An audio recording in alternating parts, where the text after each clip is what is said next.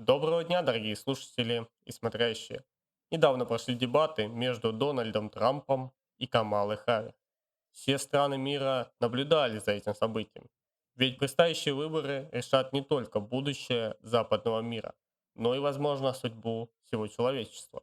Дональд Трамп стремится к созданию корпоративизма, власти корпорации. Многие влиятельные игроки поддерживают его, с другой стороны, Камала Харрис выступает за продолжение текущего политического курса США, имеет поддержку действующей администрации. Однако ни одна из этих сторон не способна разрешить текущий глобальный конфликт. Их победа лишь определит, по какому сценарию этот конфликт будет развиваться, по какому пути пойдет Запад, каково жить там. Сегодня мы с вами об этом поговорим. Меня зовут Евгений Усихайн, и вы на моем канале «Рассказ всадника».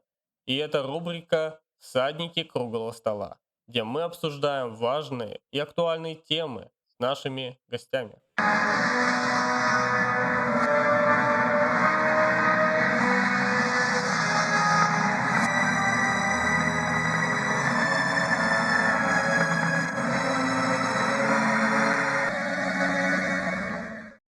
Если вам нравится мой проект, ненавязчиво напоминаю вам поставить лайк, подписаться и написать комментарий.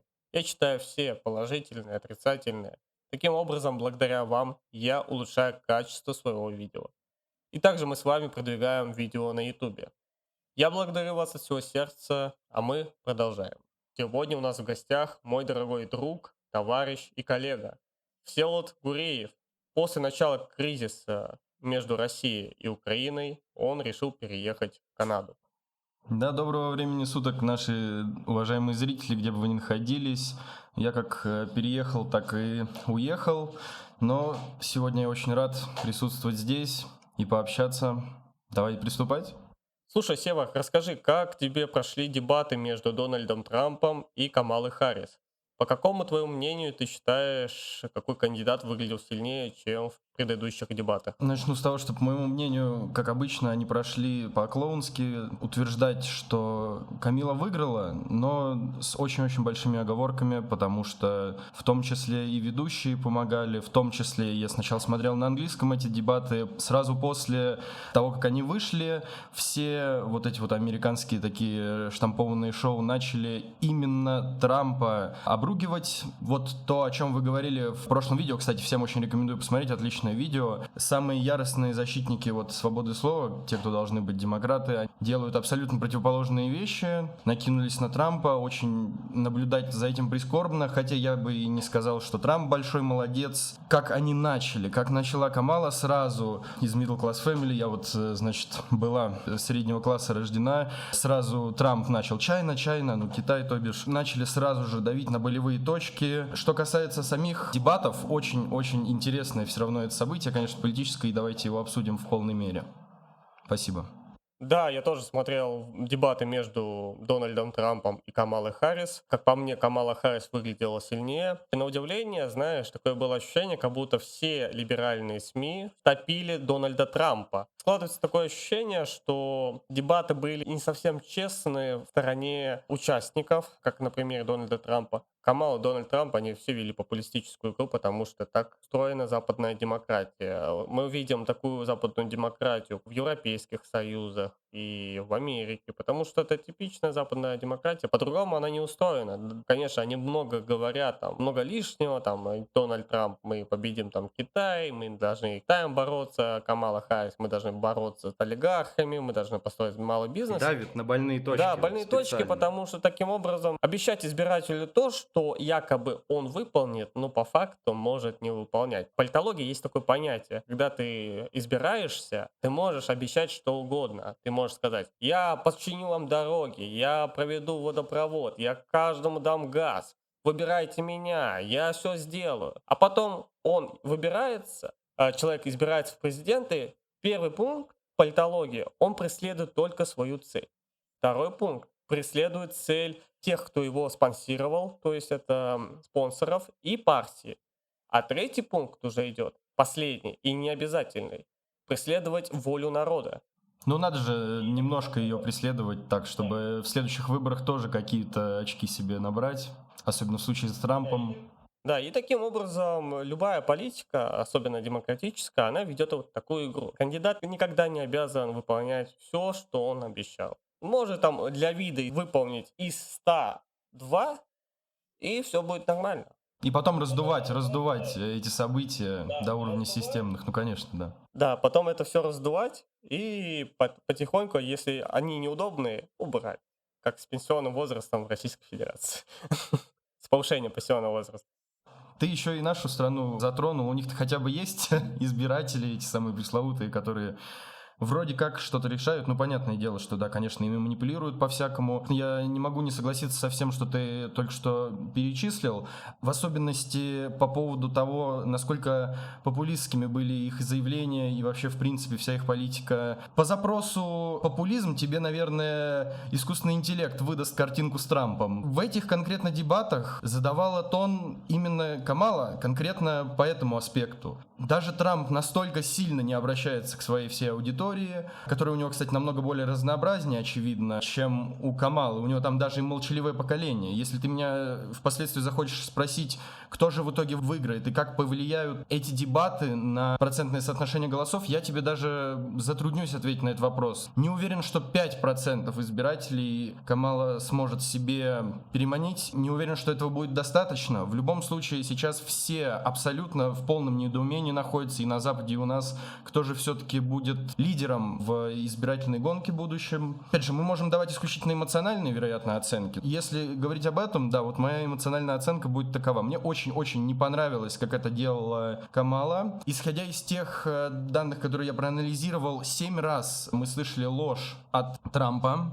дважды мы слышали ложь от Харрис. Существует много разных способов нивелировать слова человека. Как мы видим, сейчас это активно как раз-таки практикуется на Западе. В случае с Трампом, опять же, сейчас люди испытывают кризис доверия к СМИ, в том числе из-за таких вот действий демократов. И у меня тоже большие-большие вопросы вызывает их поведение. Слушай, Сева, а ты можешь мне, пожалуйста, сказать, какие именно подпункты кандидаты обманули своих избирателей? Самая такая популярная вещь, которую озвучил Трамп по поводу домашних животных. Гаитяне, оказывается, кушают, ну, мигранты нелегальные из Гаити, по-моему, если я не ошибаюсь, кушают домашних животных. Он даже чуть ли не настолько ярко выразил, что, мол, они вплоть до самих владельцев этих пэтов, ну, домашних животных в смысле, употребляют в пищу. Я сначала почему-то думал, что это даже не настолько популистическое заявление, а потому что у него такая харизма, знаешь, такая вот жестикуляция, мимика. Мне показалось, может быть, действительно его это волнует. Но потом я впоследствии понял, что да, действительно, это была такая достаточно откровенная ложь. Камала, что по поводу ее лжи, я так сейчас эти два пункта не вспомню, конечно. Меня вот очень смутило вообще сам факт того, ведущие, например, они вот берут и проверяют слова Трампа сразу же. Они настолько, на мой взгляд, субъективный, настолько в этом преуспели, что они даже сделали вид, как будто бы, что Камале задали какой-то неудобный вопрос. Это было всего лишь единожды, и то это такая, знаешь, полупозиция была, что все равно она смогла нормально ответить. Действительно, она не сказала, почему некоторые ее заявления бывают там период в 3 месяца, они уже досконально просто различаются в корне как бы. Вот. Но поэтому, да, опять же, все-таки конкретно по данному показателю перевешивает Трамп. Если говорить о том, кто больше позвездел. Еще по каким пунктам Трамп обманул избирателя своего? Ну вот смотри, он как минимум говорил по поводу того, что, мол, при его президентстве экономика штатов была самой величайшей за всю историю. Вроде это прям дословная цитата, но, понятное дело, особенно учитывая ковидные времена, очень странно утверждать такие вещи. Понятное дело, что это не так. Вот он говорил, граница была самой защищенной, да? Тоже, наверное, очень-очень спорное утверждение. Но он, в принципе, неоднократно уходил от вопросов. Ему, по-моему, там задавали вопрос, примет ли он результаты выборов, если проиграет. И он тоже как бы от них ушел, вот, что вызывает некоторые опасения у тех, кто боится очередных вот этих вот митингов, которые, как многие считают, он, в принципе, и организовывал, но хотя тоже там очень все спорно. Я, честно тебе признаюсь, по моей сугубо эмоциональной оценке, так ты знаешь, я вообще не люблю ни политиков, ни американских политиков, уж тем более не их игру вот эту вот, но по моей эмоциональной оценке, особенно когда я смотрел на английском, мне почему-то Трамп больше понравился, как минимум вот просто исходя из того факта, что его осадили со всех сторон, сторон, да, не только вот даже эти СМИ, а просто люди, присутствующие с ним в одном помещении, снимавшие вот эти вот самые дебаты. Оба хороши, конечно. Соглашусь, что Дональд Трамп, он ведет такую нестандартную игру. Насколько я понимаю с политологии, мне кажется, он стремится к созданию государства-корпорации, потому что крупные игроки, как Илон Маск, они желают попасть в политические элиты. У Дональда Трампа же изначально владел огромной корпорацией. Трамп вроде назывался, я точно не припомню. Илон Маск, который поддерживает Дональда Трампа, показывает, что он желает поддерживать Дональда Трампа не в интересах Америки, а в личных своих интересах. Олигархи, которые имеют огромные компании, которые производят не только автомобили, еду, спутники, ракеты, они уже понимают, что они обладают такой властью, то почему уже не править государством? Дональд Трамп как раз и преследует этот интерес из-за того, что а зачем Америке жить по правилам демократов и республиканцев? Я бы хотел вот здесь вот отметить, мы же не знаем, что действительно будет лучше для экономики Штатов, понимаешь? И далеко не за счет одного middle класса эта экономика самая строится. Возможно, это и будет выигрышная политика, да, я тоже видел вот то, о чем ты говорил сейчас в его действиях, но, возможно, это для экономики Америки, наоборот, больше пользы принесет. В том числе и для middle класса в итоге. Мы же не можем утверждать. Да, я полностью согласен. Для экономики это будет великолепный рост, потому что следующий этап между демократией с точки зрения капитализма и популизма идет у нас уже корпоратия. Государство, корпорация, которая обладает всеми рычагами власти, будет развивать экономику. А это следующий этап развития страны, развития демократии, потому что такова построена экономика. Если экономика хочет дальше эволюционировать, ей требуется усовершенствование. Но не все хотят потерять свою национальную идентичность. Не все хотят стать рабами корпорации. Такие демократы, которые хотят оставить суверенитет своего государства, пытаются удержать эту власть и удержать эту политику с помощью запрета свободы слова и боязни потерять свою власть. Из-за этого они поставили Камалу Харрис. Байден не справился с оппонентом Дональда Трампа. Еще на Дональда Трампа было совершено неудачное покушение. Это тем самым повысило его авторитет. И с Дональдом Трампом нужно было бороться с эффективным кандидатом. И поставили эффективного кандидата, такую как Камалу Харрис. И из-за этого сейчас вся действующая власть Америки и всего западного мира, которая как раз зависит от победы выборов в США. Ну, во-первых, да, действительно, мы понимаем, что за Камалой Харрис просто стоят какие-то другие политические силы, ну, демократические силы, да, конечно. И на самом деле я очень рад, что ты затронул эту тему и касаемо корпоратии, и касаемо того, почему, в принципе, мы видим такую ситуацию. Опять же, очень уважаю твое мнение вот по поводу того, что так может произойти вполне, но у меня чуть-чуть другое видение этого. Я сейчас объясню. Смотри, электорат всей этой ЛГБТ-движухи, всей левацкой, как вы ее любите называть, с Вадей, темы, он необходим для Америки. Вот ты говоришь, не хотят, может быть, они стать рабами корпораций. Есть такие страны у нас, как Китай, например, тоталитарное, да, государство абсолютно. У них, у американцев во времена Холодной войны было соперничество с тоталитарным государством. Они прекрасно понимают, что никакими методами, средствами самые тоталитарные государства не будут брезговать. В случае раздробления штатов на корпорации или в принципе в случае какого-то раздробления внутри общества, они очень сильно рискуют. Не только вот как нация, а вообще в принципе они рискуют тем, что Китай, который очень-очень не любит Штаты, очень не любит европейцев. Это мое личное мнение, мне вот так кажется, почему-то я вообще скептически достаточно отношусь к китайской политике.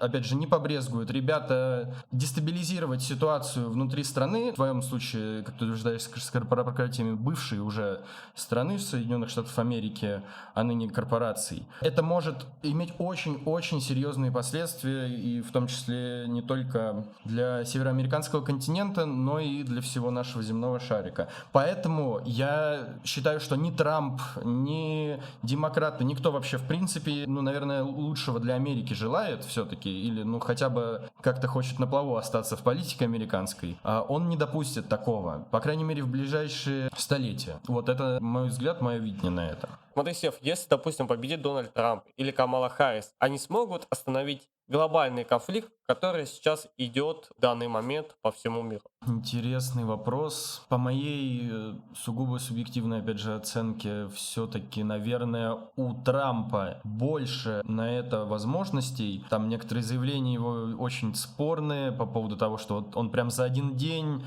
остановит некоторые конфликты. Но мне просто почему-то кажется, что попросту руки не такие развязанные будут у некоторых стран и диктаторов в случае, если президентом Соединенных Штатов Америки будет Трамп. Возможно, да, возможно, он также сможет именно в дипломатию намного больше, чем Камала Харрис, потому что я не вижу вот в ней той как бы искры, которая позволит общаться. Да, вот многие его критикуют по поводу того, что он с Путиным общался. Я лично всегда утверждал, что надо общаться, надо говорить, надо же хоть что-то постараться сделать со всей этой ситуацией удручающей. Как Камала Харрис тоже не предложила никакой вообще выход, ни завершение конфликта в нашем регионе, ни где-либо еще. Популистские абсолютно лозунги исключительно мы от нее слышим и по поводу израильско-палестинского конфликта, и по поводу российско-украинского конфликта. Поэтому очень затрудняюсь на самом деле на этот вопрос ответить, но склоняюсь в сторону такого мнения, что у Трампа больше шансов как-то решить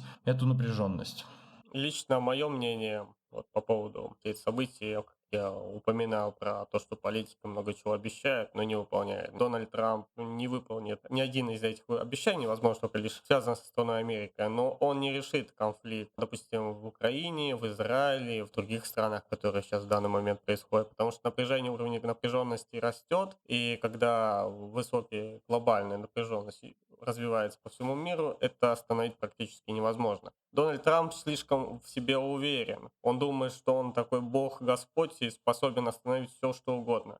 Но я сомневаюсь, что, допустим, Ким Чен Ын, Син Цзиньпинь, Хамас, Иран, другие страны. Пришел Дональд Трамп такой, я Господь Бог, все, завершаем войну. А что они скажут? Пошел, ну, кое-куда. Да, он может там, допустим, для России там, остановить возможность получать деньги за газопровод. Ну, через подачу газа и нефти в Европу.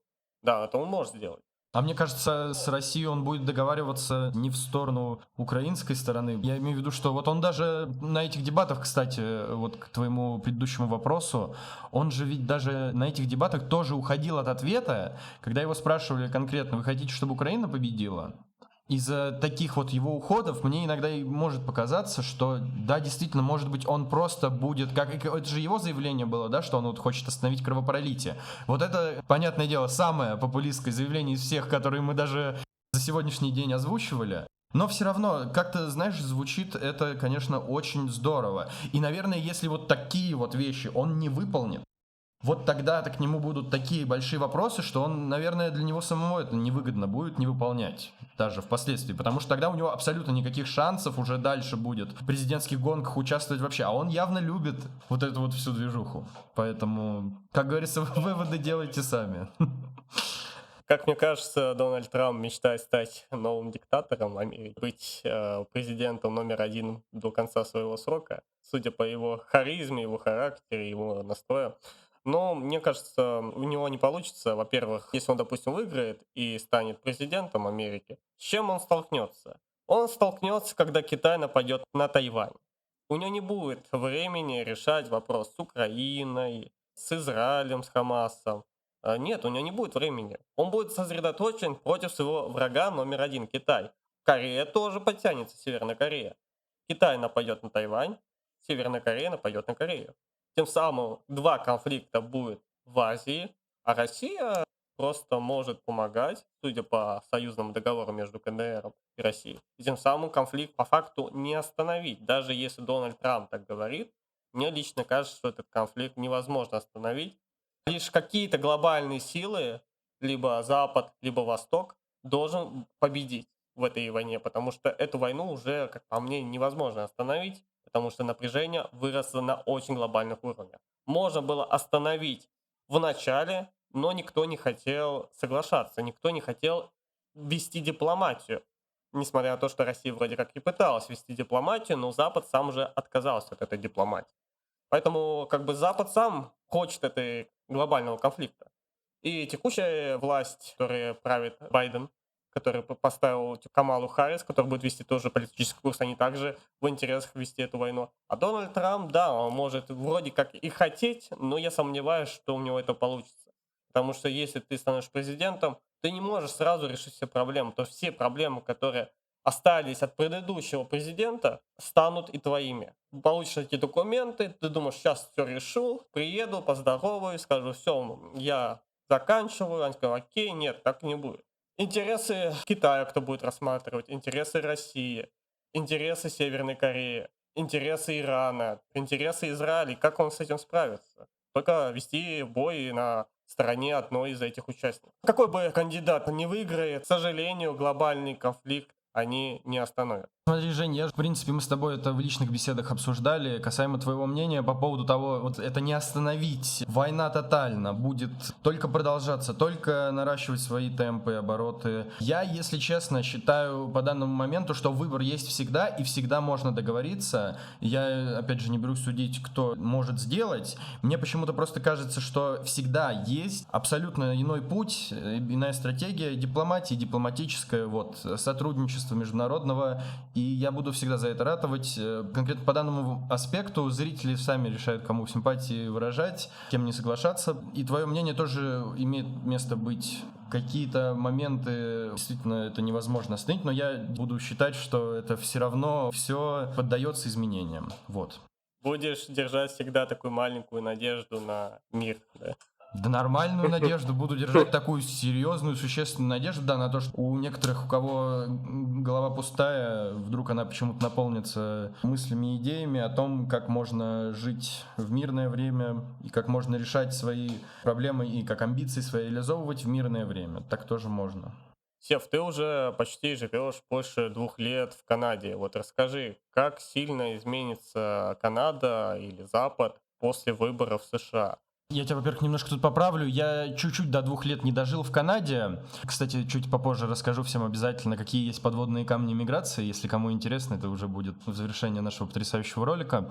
То, что ждет Канаду, это вообще одна из удивительнейших тем тоже западной политики. И вообще, в принципе, тут можно с разных сторон подходить. Можно, например, издалека зайти и подумать, что будет через 50 лет, когда откроются вот эти вот торговые пути сверху Канады вследствие изменения климата. Это, практически уже в 100% варианте так произойдет, и все это понимают, все к этому готовятся к тому, что баланс сил в сторону Канады это тоже будет смещаться. Я хочу, кстати, заметить один важный момент. Канада не является, с моей точки зрения, американским штатом, как все очень любят там говорить. Канада живет своей жизнью, люди не хотят идти вместе с Америкой, у них абсолютно своя такая, я бы не сказал, что это прям самобытная культура какая-то, но вот у них есть своя страна, она молодая, да, но они абсолютно очевидно не поддерживают всю и американскую политику, и риторику, и, в принципе, их образ жизни. Да, действительно, очень много и схожестей у них, но это абсолютно отдельный мир. И там, кстати, абсолютно своя гонка вот эта вот выборная, там тоже есть такой вот похожий баланс вот сил, сейчас сражаются, но при этом демократический президент, который сейчас у власти, он очень-очень сильно порицаем в обществе. Там, кстати, достаточно свободная в плане политических волеизъявлений страна, даже, по-моему, черный пиар легализован. Мне вот лично очень интересный момент из жизненного опыта приходило как-то раз еще, по-моему, только 2 месяца мы там находились, и приходит в почтовый ящик такая листовочка, на которой написано, что, мол, Трюдо, такой действующий президент, такой-сякой, мол, он очень плохой, там чуть ли не изображают его там комически как-то. И я так, представляешь, да, как я, как русский человек, офигел с такого рода ситуации, сам можешь провести легко аналогию, что было бы в наших краях, если бы такая ситуация произошла. Вот, просто хочу отметить тот факт, что, вообще, да, и результаты выборов, конечно, на Канаду повлияют, но, наверное, все-таки не так ощутимо. Понятное дело, да, не просто так весь мир, внимание всего мира приковано к этим выборам, потому что так или иначе на все страны должно это повлиять. Вот, результаты этих выборов. Конкретно касаемо Канады, это вообще отдельная тема. Мы действительно ее можем обсуждать, хоть на отдельный ролик. Но я думаю, у нас более интересные темы найдутся. А кому это интересно и кто вот хочет разбираться в таких моментах, он, наверное, даже сам погуглит и посмотрит. По поводу вот этих агитаций. Такая агитация, черный пиар президентов или императоров было в начале 20 века. Там шло очень жесткая агитация, когда появилась свобода слова, появилась пресса свободная, и начали жестко стебать императоров и всяких там политиков, которые хотят занять пост. Так было и в Российской империи, так было и в Германской империи. Все, кто не смотрел мой первый видеоролик, обязательно посмотрите. Я как раз над ним работал 5 месяцев. Там я разбирал, почему Третья мировая война неизбежна из-за того, что я сравнивал Первую мировую войну и текущий глобальный конфликт. Поэтому обязательно все посмотрите. Будет очень интересно, я над ним очень долго работал. Да, на мой взгляд, отличная, кстати, аналитика и, в принципе, очень увлекательное видео. Всем рекомендую, смотрите обязательно. Первое, самое топ. Сев, ты мне напоминал, что в эмиграции есть какие-то подводные камни. Вот расскажи, пожалуйста, для людей, которые живут в России и думают переехать на Запад, расскажи им, с какими проблемами они столкнутся в эмиграции на Западе. Вишенкой на торте будет для нашего сегодняшнего видео потрясающего, и много людей интересуются данной темой сейчас. Самое банальное, страна может не вашей оказаться. И вам просто там будет некомфортно, и вы поймете это по истечению 1,5 лет или года, и в лучшем случае, опять же. Поскольку также очень много психологических аспектов иммиграции существует, таких как первый подъем, если это была запланированная иммиграция, вначале вы чувствуете подъем. У меня, кстати, не было такого, мы очень быстро уезжали, к сожалению. Но потом идет такой депрессничок, ты понимаешь, что здесь совсем другой мир, другие правила, нужно учить язык, особенно если ты не учил язык. Если кто-то собирается в миграцию, очень рекомендую выучить язык обязательно, постарайтесь вникнуть в культуру, но будьте готовы к тому, что это будет сложно и это будет испытанием. Также второй момент, вам просто могут отказать в какой-то момент. Страна поймет, что вы не ее, потому что, например, в случае с Канадой, они немножко не доработали свою миграционную политику, пригласили очень-очень много украинцев, и в случае с Канадой, почему мы вообще туда поехали конкретно, потому что Канада предоставляет возможность не только для украинцев, но и для их семей. У меня супруга гражданка Украины, сам я из Москвы, гражданин России. Соответственно, вот у нас была такая возможность, но по истечению того срока, который прошел, они обещали продлить, и даже официальное постановление выходило. Оно как-то очень быстро подозрительно улетело. И цены на недвижимость очень-очень сильно росли, настолько, что там сейчас тяжелейший кризис, именно цен на недвижимость, как минимум, люди просто не могут позволить себе снимать жилье, а там на Западе намного больше процент населения, можете тоже погуглить такой интересный момент, не владеют собственным жильем, собственности у них почему-то мало, они там в кредитах, и это, конечно, очень тяжело бьет по ситуации, по регионам канадским, таким как Манитоба. Вот мы, например, в Манитобе, в Виннипеге были. И они просто не продлили мне возможность пребывания, ни work permit, разрешение на работу, ни визу не продлили, и пришлось уезжать. Мы планируем далее переезжать в Австрию, поскольку я не английский, а немецкий учил всю свою жизнь. Кстати, очень-очень тяжело было. Опять же, пожалуйста, хотите переезжать, выучите язык или сделайте все возможное, чтобы по прибытии туда потратить как можно больше времени на его изучение. Но сейчас будем переезжать в Австрию. Очень искренне надеемся, что, в принципе, такой европейский формат намного больше нам понравится, поскольку там можешь куда угодно съездить, в любую страну, новую культуру. Там очень богатая культура, там очень красиво. Когда ты в Центральной Америке, у тебя особо вариантов нет, особенно когда у тебя нету визы в Штатах. Вот, у нас там не было особенно возможности никуда слетать, кроме как по Канаде. Там, конечно, природа красивая, но, с моей точки зрения, культура, ну не то чтобы отсутствует как таковая, просто она на этапе зародыша находится. Тоже, кстати, хороший совет, если кто собирается, вы прям запланируете, подумайте, что вам понравится, но все равно будьте готовы к тому, что, возможно, не ваше. Даже вот сейчас, когда едем, даже со всеми нашими потрясающими задумками, потрясающими воспоминаниями, мы, кстати, познакомились с супругой благоверной в Австрии. Вот, у нас такое романтическое там времяпрепровождение вроде как намечается, но мы все равно надеемся на лучшее, конечно, но готовимся к худшему, и всем, кто собирается на этот непростой путь встать, тоже рекомендуем так делать. Сева, если у тебя была бы возможность вернуться в Россию, ты бы хотел бы вернуться в Россию, или бы ты жил на Западе и дальше развивался там? Жень, ну какие разговоры здесь? Конечно, была бы у меня хоть микроскопическая возможность. Я вообще считаю, что Москва лучший город в мире. И у меня очень много есть друзей, которые переезжали на Запад тоже примерно по тем же причинам. Абсолютно не поддерживаем политику, риторику текущего нашего правительства. Порой считаем, что совсем какие-то плохие вещи происходят. Просто я политкорректно выражаюсь, потому что некоторые вещи нельзя говорить, но я думаю, все понимают, о чем речь. Так вот, у меня получается из 3 знакомых друзей, которые переехали, один в Испанию, двое как пытались переехать, двое в Америку, только один остался в Америке, и то потому, что там совсем тяжелая ситуация, ему просто пришла повестка сразу после завершения университета, он сам не из Москвы, он из Калмыкии, и, там совсем тяжелая ситуация, то есть у него, по сути, выбора нет. У ребят вот двоих, у них был выбор, и они решили свое мнение держать при себе, соответственно, вернуться. Вот один друг недалеко от Нью-Йорка жил, по-моему, и в Пенсильвании, в Штатах, а один в Испании попытался зацепиться. И они, конечно, избрали такой путь. Просто, в принципе, с нашим менталитетом не так много, на мой взгляд, мест, где тебе прям может понравиться осесть. Очень много подводных камней во всем этом деле. Но для меня вот лично, как я это вижу, для меня свобода моего слова намного важнее, чем те трудности, с которыми, к сожалению, приходится столкнуться. Я от своего пути не отступлюсь и заталкивать его куда подальше не буду. В заключение хотел бы сказать, что какие бы выборы ни произошли, победил бы Дональд Трамп или Камала Харрис, мне кажется, ничего не изменится, будет только нарастать, нарастать и нарастать более глобальный конфликт. Может, какие-то политические риторики в Соединенных Штатах Америки изменятся, остановить конфликт они не смогут. Они просто пойдут к своему каждому сценарию. Камала Харрис с ее поддержкой текущей администрации Джона Байдена, они пойдут по тому сценарию, который в принципе, ожидает Россия. Почему Россия не хочет Дональда Трампа? Дональд Трамп, он непредсказуемая личность.